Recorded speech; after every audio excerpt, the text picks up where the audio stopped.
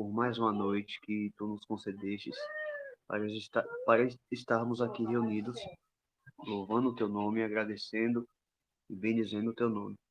Tu sabes as nossas necessidades, sabe tudo aquilo que precisamos e queremos te pedir, meu Pai, bênçãos, que tu possa nos abençoar, que tu possa ter misericórdia de nós e que assim venhamos cada vez mais de encontro à tua palavra, à tua verdade, os teus caminhos. Abençoe a Flávia, abençoe a, a mulher que Ibrahim ele colocou, que eu esqueci o nome, me desculpe, mas nos abençoe, Pai. Esteja conosco, nos abençoe, assim te pedimos em nome do teu Filho amado. Amém. Amém. Amém.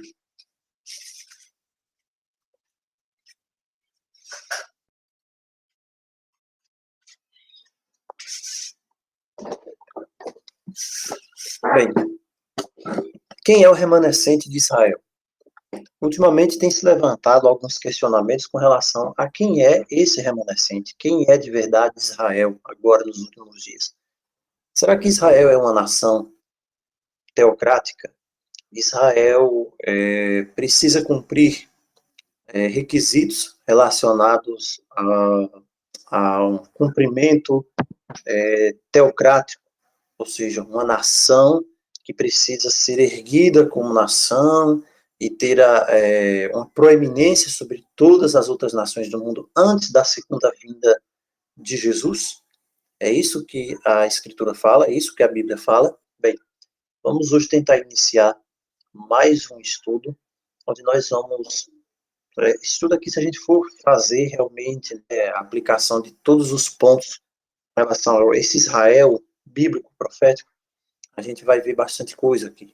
Hoje nós vamos tentar ver quem é esse remanescente de Israel e quem é o povo que constitui esse remanescente, qual é a sua missão. A palavra Israel, além de ser usado como nome de uma pessoa, ele também pode designar três grupos que se relacionam entre si. Israel pode estar relacionado à união das 12 tribos antes da divisão do reino, lá com Jeroboão. Então, ali é Israel. Também Israel pode significar, ter um sentido, as 10 tribos do norte de Israel, que foi levado cativo pela Síria em 722 a.C. Também Israel pode se referir a Judá, a tribo de Judá, individualmente, depois da queda do reino do norte, como o remanescente de Israel, que é levado cativo para a Babilônia em 586. Esses são alguns sentidos do vocábulo Israel. Agora, qual é o nosso interesse em definir Israel? Nosso interesse em definir Israel vai muito além disso. Nós temos de entender como Deus vê Israel. Qual o sentido de Israel? É pessoa? É nação? É um povo do Altíssimo? Ou é apenas uma congregação religiosa?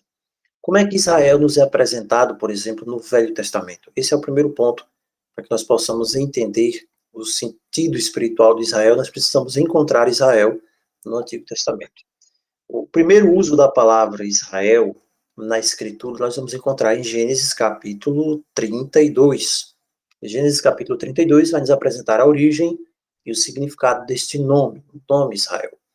Quando estava para entrar lá na terra de Canaã, Jacó, levado pela culpa, temendo até pela sua vida, havia de se encontrar com seu irmão Esaú, que vinha com 400 homens, e naquela noite de angústia, que prefigura a angústia final dos escolhidos nos últimos dias, a angústia de Jacó, profeticamente, Jacó começa a lutar com alguém, com um homem desconhecido, que tem uma força sobre-humana naquela noite. E Jacó, ele percebe-se que ali não se tratava apenas de um homem. E ele começa então a pleitear uma bênção. E então ele recebe a resposta. Já não te chamarás Jacó, e sim Israel. Pois como príncipe, você é um príncipe, você não é mais um enganador. Você lutou com Deus e com os homens e prevaleceu.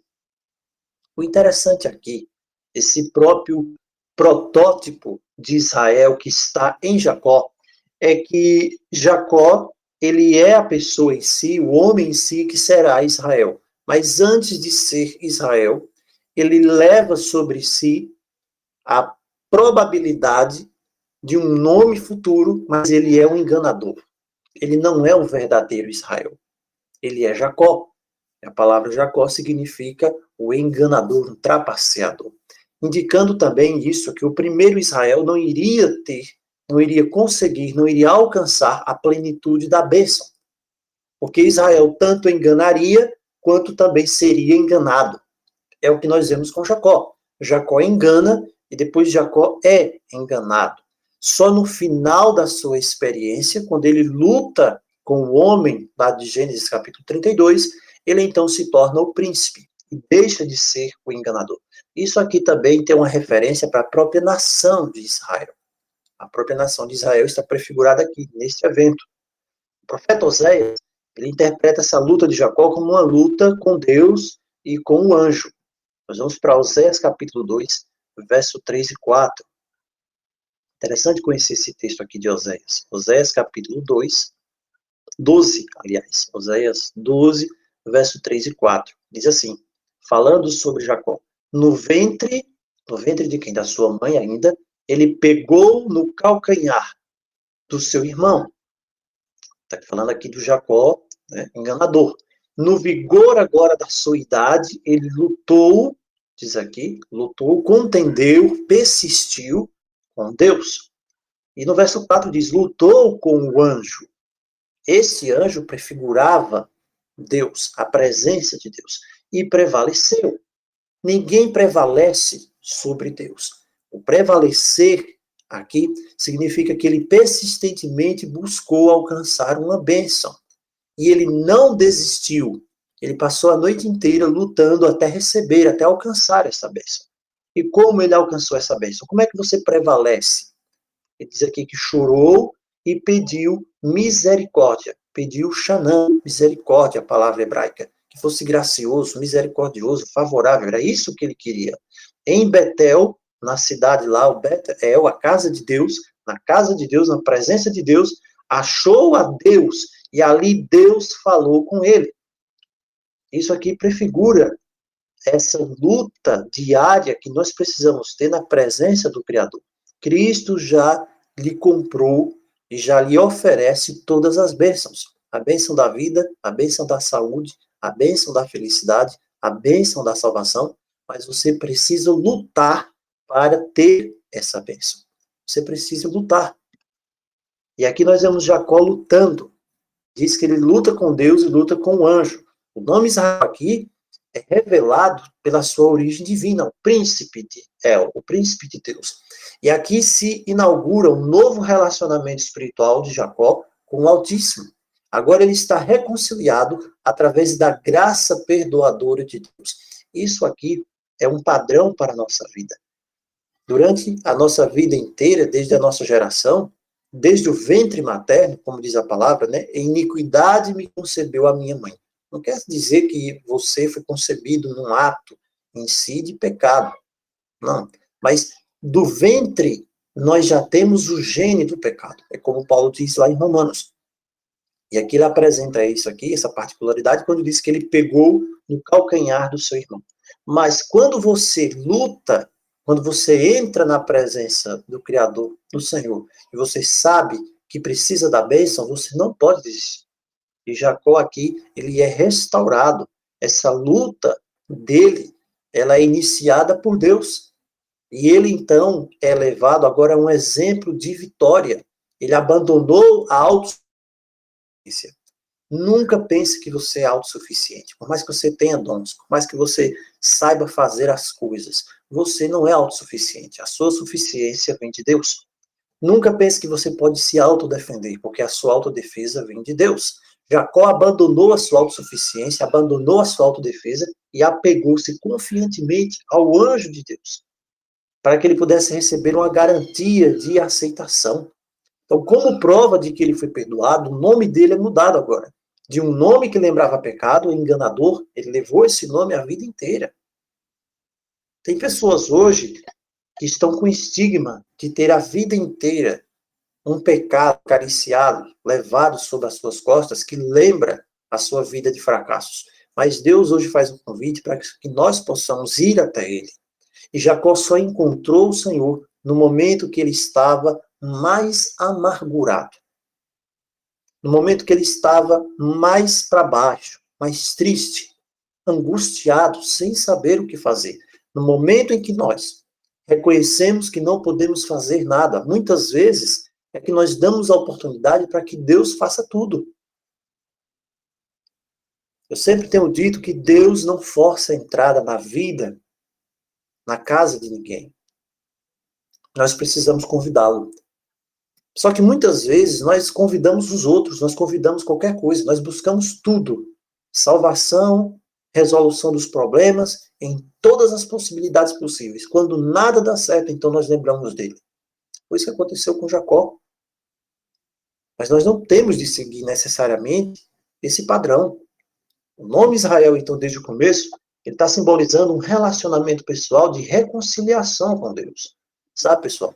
Durante esses meses aqui, durante esse tempo todo, que nós temos abraçado esse compromisso com Deus, de parar à noite, você podia estar fazendo outra coisa agora, né? Você podia estar assistindo um filme com a sua família, né? Podia estar assistindo televisão, assistindo alguma coisa interessante no YouTube, na internet, que te fizesse rir, que fosse algo cômico, ou, sei lá, podia estar conversando com alguém, podia estar saindo, falando alguma coisa. A Elisama diz assim, né, que a pandemia foi o que ajudou ela.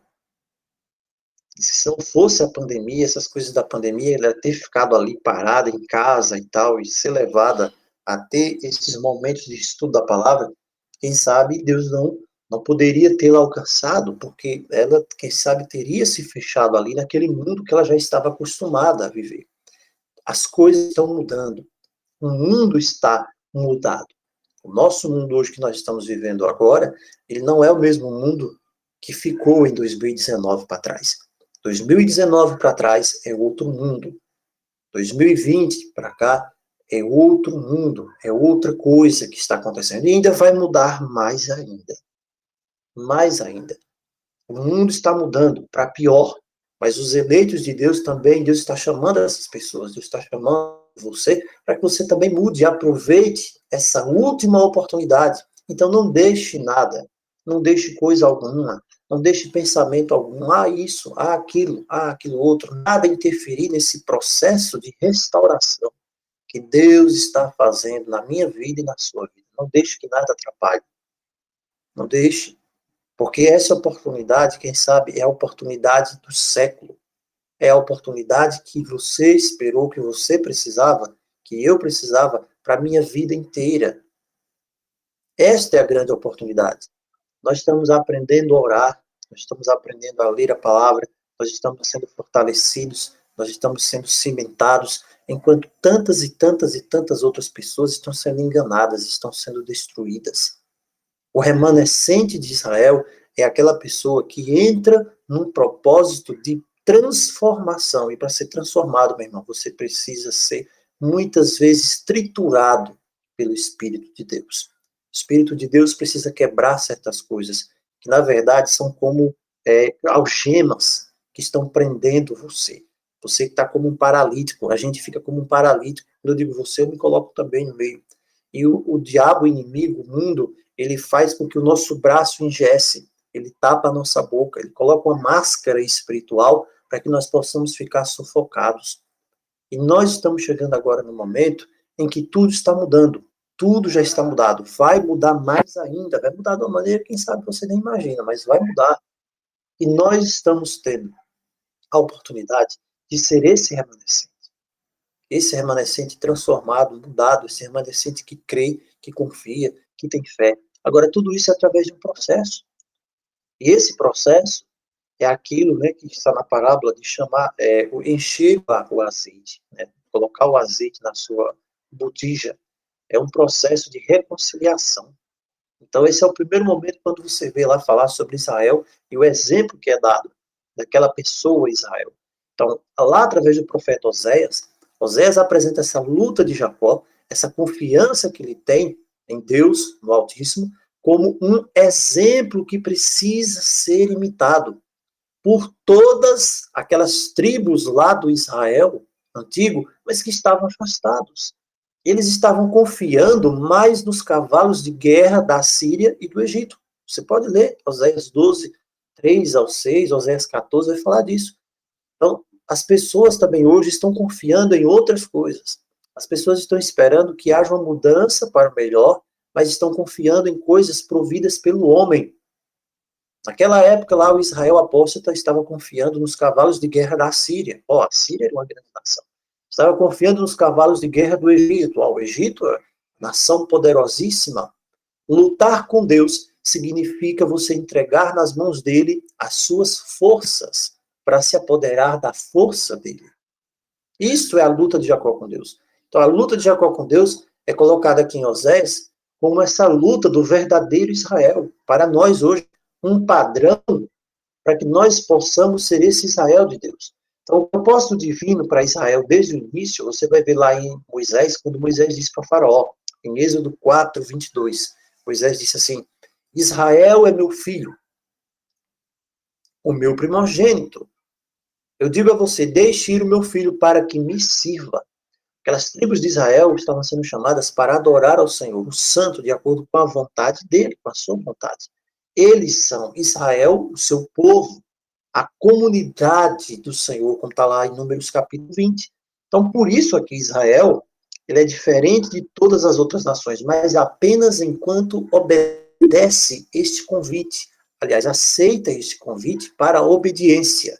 Se não há aceitação deste convite, da forma como ele é feito, Israel não pode vindicar essa eleição.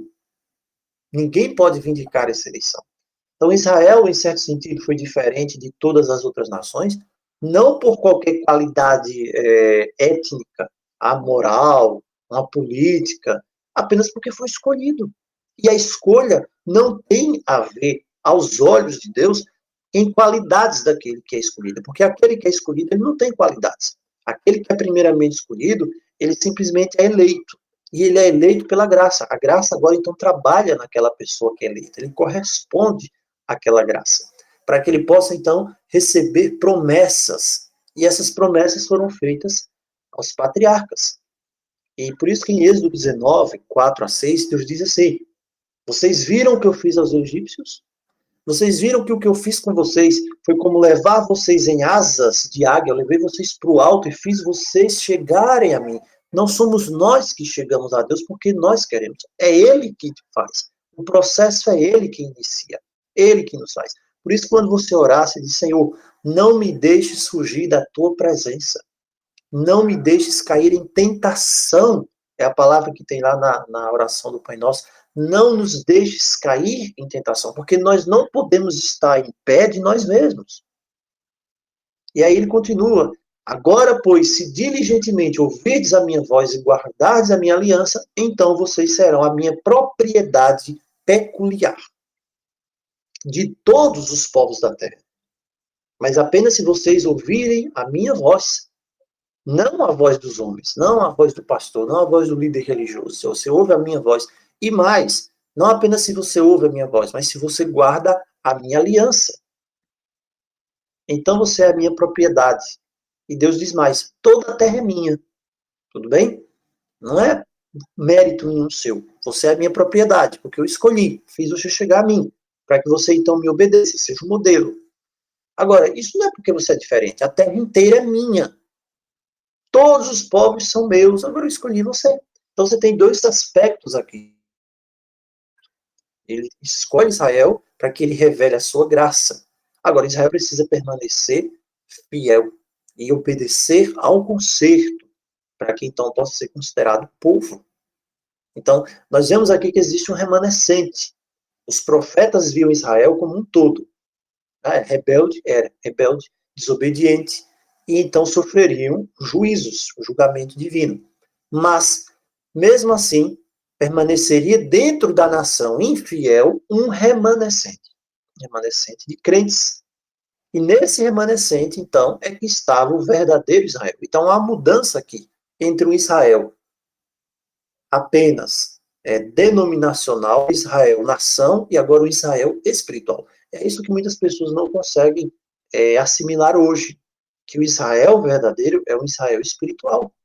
Esse concerto divino com Israel continua através do remanescente. Então, mesmo quando aquelas maldições lá, que estão em Deuteronômio, dispersassem, e eles fossem lá espalhados, o templo fosse destruído, como aconteceu, tudo bem. A nação em si não permanece mais.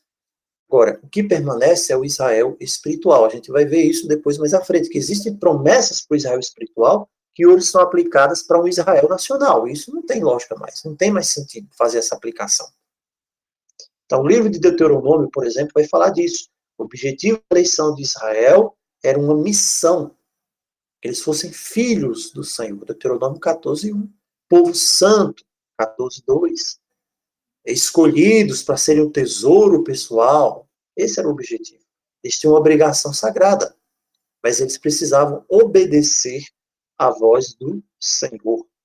É isso que está dizendo a palavra. Então, o nome Israel em Deuteronômio, ele vai significar o povo em seu relacionamento com o Criador. Não apenas uma nação. Não apenas dizer, não, eu sou Israel, eu sou descendente de fulano de tal.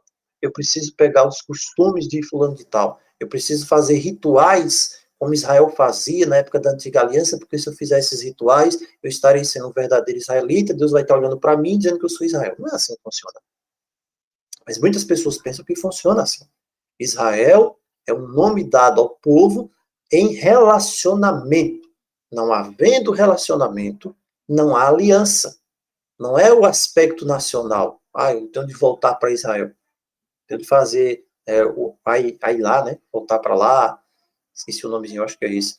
Não é isso. Israelita não é a questão dos descendentes físicos, né? Tudo bem, israelita, descendente físico. Agora, Israel é o povo em fé, em obediência. Em obediência. É isso que a palavra nos apresenta. Então, você vai ver isso no santuário, ali a confederação das 12 tribos, sendo chamada ao arrependimento, buscando renovar o serviço, obediência. Isso aqui é Israel. Quando você vai para o livro dos Salmos, você vai ver que no livro dos Salmos você tem o nome Israel ali 59 vezes. 59 vezes você tem ali Israel no livro dos Salmos. E essa palavra Israel ali, ela é apresentada como uma assembleia. Uma assembleia que está adorando ao Criador ali no seu templo, em Jerusalém. Você não vai ver a palavra Judá. Você nunca vai ver. Basicamente, nunca Judá ali é apresentado como uma comunidade que adora. Mas Israel, sim. Embora esse Israel aqui, com certeza, tem a tribo de Judá, tem os judeus. Então, os profetas começam já a indicar que Israel, como nação, Israel como nação, iria passar, iria cair da sua elevação. Por quê? Porque não havia correspondido a esses benefícios espirituais, a esse convite, aos privilégios de obediência e de fé. Assim como outras nações. Por causa de quê? Da sua apostasia. Você vê isso lá em Amós 3, verso 2, da sua injustiça. Mas, mesmo assim, um remanescente, uma santa semente permaneceria. O grande problema do pessoal, nesse movimento do dispensacionalismo, é que eles querem, porque querem, fazer que Israel, hoje, Israel nação, seja uma coisa, a igreja seja outra. Esse é o problema. E nós vamos ver que não é assim que funciona mais. O Israel, ele agora é espiritual.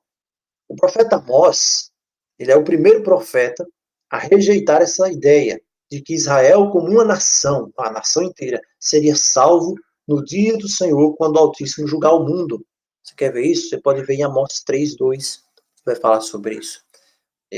Amós 9:1-4. O texto de Amós 3:2 é interessante. Vamos procurar ler aqui. Amós capítulo 3, verso 2. Ele diz assim, Amós 3:2. De todas as famílias da terra, somente a vós outros os escolhi. Olha que coisa tremenda. Portanto, eu vos punirei por todas as vossas iniquidades. O que é que Deus está dizendo aqui? Que Israel tinha uma grande responsabilidade. E a grande responsabilidade consistia justamente nisso. Deus diz, olha, eu poderia ter escolhido qualquer outro, um outro nome, mas de todas as famílias da terra, somente a vós outros os escolhi. E vocês não corresponderam. Essa profecia de Amós aqui revela claramente isso. É uma revelação aqui muito clara que a nação de Israel, ela não seria salva, toda a nação, pelo simples fato de ser lá, ter o nome de Israel lá, o pessoal diz, eu sou israelita. É por isso que João Batista diz, dessa pedra Deus pode suscitar filhos a Abraão. Deus não está preocupado com descendência, apenas com questão de descendência sanguínea, de forma alguma. Então, Amós 5:6, ele continua e diz, busquem ao Senhor e vivam. Porque se vocês não fizerem isso, se vocês não buscarem ao Senhor, o que é que vai acontecer? Vocês vão se afastar, vocês vão se apostatar mais ainda, vão cair no pecado. E vocês sabem que Deus é fogo que consome. Então esse é o sentido quando ele diz, para que não irrompa na casa de José como um fogo que a consuma, e não haja em Betel quem o apague. Ou seja, seria um juízo de proporções eternas. Apenas um remanescente da nação israelita sobreviveria ao futuro juízo divino. É o que nós vemos em Amós também, Amós 3:12. Amós 3:12 diz assim, assim diz o Senhor, Amós 3:12, como o pastor livra da boca do leão as duas pernas, ou um pedacinho da orelha, assim serão salvos os filhos de Israel que habitam em Samaria, com apenas o canto da cama e parte do leito. Deus aqui está falando aqui de Israel, de Samaria, que na época já estava em apostasia, dizendo o seguinte, olha, mesmo aí, como o pastor livra da boca do leão, aqui o leão é Satanás, e o pastor aqui é o Senhor. E ele diz o seguinte, não porque ele tenha incapacidade de salvar totalmente, pelo contrário, ele aqui está falando, vai salvar o quê? As duas pernas, um pedacinho da orelha, assim serão salvos os filhos de Israel. As duas pernas ou um pedacinho da orelha. Está se referindo aqui a uma ovelha. A ovelha inteira não poderá ser salva, mas partes dela, pequenas partes remanescentes, essas serão salvas. Então, esse aqui é um modelo de remanescente também para os últimos dias. Esse remanescente é peneirado. E o padrão do peneiramento do remanescente, agora nos nossos dias, não apenas lá no passado, é a fidelidade ao concerto. Fidelidade à aliança no momento do dia do Senhor. Aí a gente lembra da palavra que Cristo diz lá em Lucas. Quando vier, porém, o Filho do Homem, ele encontrará fé na terra? No momento em que ele vem.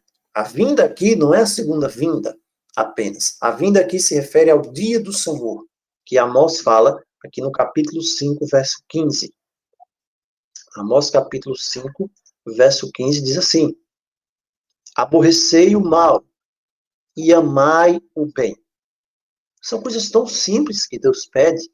Estabelecei na porta, onde? Na porta da cidade, eram ali que eram decididas as questões, na grande maioria das vezes, o juízo. Talvez o Senhor, quem sabe o Senhor, o Deus dos exércitos, se compadeça do restante de José. E José aqui está se referindo a Israel. A nação é a palavra que é o restante, aquele que resta, o que sobra, o remanescente, o que é deixado de José. Mais uma vez aqui o padrão do remanescente é apresentado claramente. Então, essa fidelidade ao concerto é o que vai ser analisado no dia do Senhor. Assim como Deus escolheu o seu remanescente também nos dias de Elias, havia um remanescente ali nos dias de Elias. Então, analisando aqui o livro de Amós, que é fantástico a gente fazer essa análise, nós vemos que Amós revela esse aspecto da promessa da restauração de Israel. Os não israelitas também serão conduzidos ao círculo do remanescente escatológico. Então não há essa divisão. Não há essa história, como nós já vimos há uns dias atrás, de duas casas. Não há a questão do goim, não há um arrebatamento da igreja, não há uma terceira chance, sei lá, segunda chance para Israel, aquela coisa para um reino milenar de Cristo de 1000 anos. A palavra não fala disso. A palavra fala de apenas um corpo. E aqui diz, os não israelitas, nós vemos isso em Amós 9, Amós 9, 11, 12. Os não israelitas serão conduzidos ao ciclo do remanescente. O foco é o remanescente escatológico e a casa de Davi. Por isso que Amós 9, 11 e 12 diz assim: naquele dia, naquele momento, que dia? No dia do juízo, no dia em que ele vai fazer o teste final sobre o seu remanescente para testar o seu povo, sobre a sua lei, sobre a sua vontade, ele diz: levantarei o tabernáculo caído de Davi. Como é que esse tabernáculo caído de Davi, ele é levantado? O tabernáculo, o que significa isso? Primeiro ponto, tabernáculo é uma referência ao santuário. Só que aqui o tabernáculo está se referindo aqui à adoração. A adoração que estava desterrada.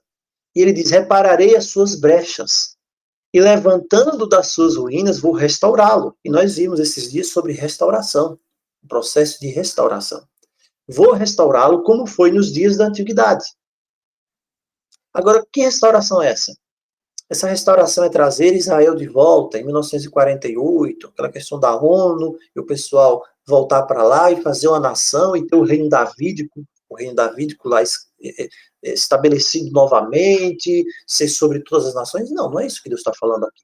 Deus está falando que vai restaurar, e nesse momento aqui, o restante de Edom. Quem é Edom? Se você for fazer uma análise de Edom nas Escrituras, Edom é Esaú. Edom é Esaú. E você vai ver que Edom era inimigo de Israel. E Deus está fazendo uma promessa aqui que os que restam de Edom, quem é esse restante de Edom? O remanescente de Edom. O remanescente é aquele que é salvo. Então essa é a promessa de Deus. O remanescente de Edom e todas as nações. Tem um remanescente ali de todas as nações, que são chamadas pelo meu nome, diz o Senhor, que faz essas coisas. Então nós temos aqui uma profecia de Amós, anunciando que o remanescente escatológico de Israel é principalmente uma entidade onde todos os que restarem, todos os salvos, todos os que são recolhidos de todas as nações serão reunidos ali. Então, esse tema do remanescente é um elemento muito importante também para Isaías. Nós vemos a mensagem de Isaías quando ele fala disso. Isaías se sente perdido, ele é reconciliado pela graça, ele é chamado para ser o embaixador de Deus, não é isso? Isaías capítulo 6, aquela visão maravilhosa de Isaías. Então, o próprio Isaías em si, ele é um representante do futuro remanescente de Israel, que tem de ser purificado, que é chamado e que desempenha o seu papel. Quando ele está diante da santidade de Yahvé, no Altíssimo, e ele então é levantado como uma pessoa limpa, purificada. Então, as próprias experiências dos profetas são experiências do Israel espiritual. Porque quando Isaías está ali de frente, e ele vê, né, essa visão, Isaías 6, 1 a 8, vamos ver isso aqui, por favor. Isaías capítulo 6. O que acontece aqui em Isaías 6? A visão de Isaías. Ele diz que no ano da morte do rei Uzias, ele teve essa visão e viu o Senhor assentado sobre um alto e sublime trono, e as abas das suas vestes enchiam o templo. Agora vejam o contexto aqui. Que templo? O santuário. O santuário. O mesmo santuário que nós temos falado tanto, o mesmo santuário que é apresentado lá em Apocalipse. E aqui apresenta os serafins, verso 2. Serafins por cima dele. Cada um tinha 6 asas. Com 2 cobria o rosto, com 2 cobria os pés e com 2 apenas voava. Olha só, os seres celestiais, os serafins, eles não ousam apresentar a sua face diante do Rei dos Reis, diante do Altíssimo, do Todo-Poderoso.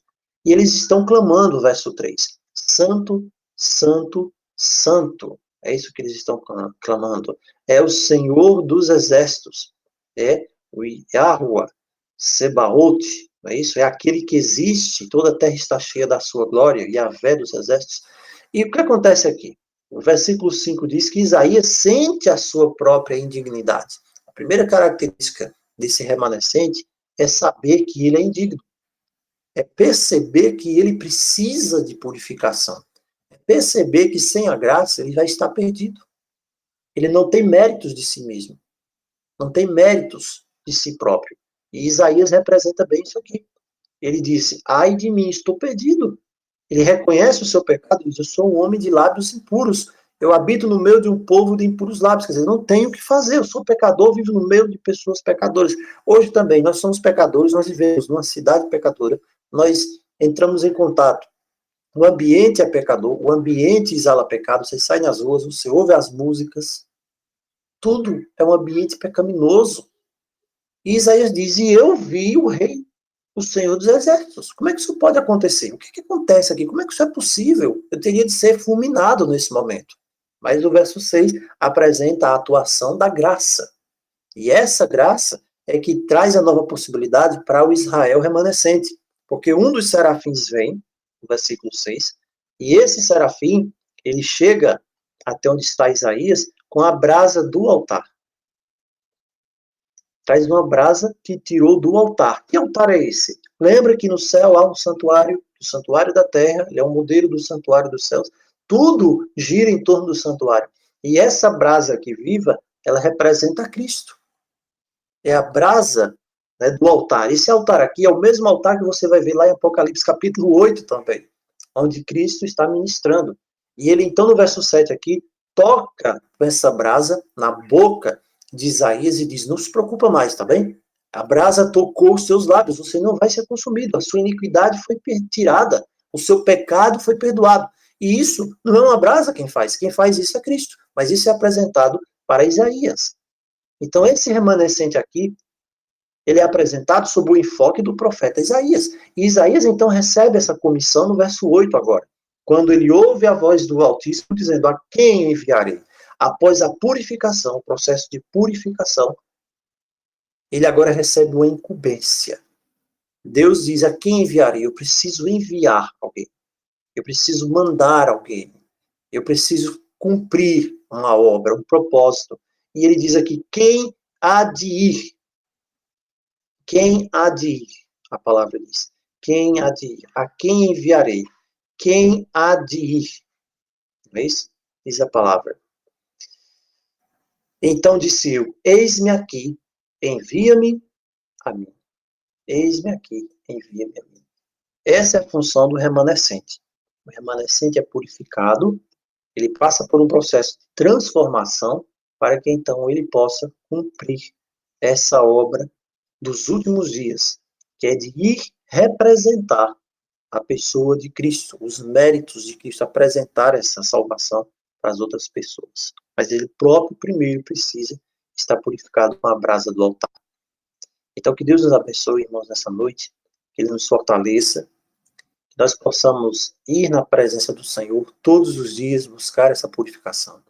Purificação do corpo, da alma, da mente, a purificação dos nossos pensamentos, a purificação dos nossos sentimentos, para que nós possamos, então, permanecer na presença do Senhor, não pelos nossos méritos, porque nós não temos nenhum, mas simplesmente, apenas pela brasa viva, purificadora. Nós precisamos ter o contato, nós precisamos que essa brasa toque em nós.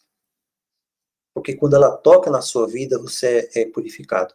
Quando ela toca na sua vida, na sua boca, você é transformado. A sua palavra é pura, o seu pensamento é puro, o seu agir é puro, porque agora você é santificado.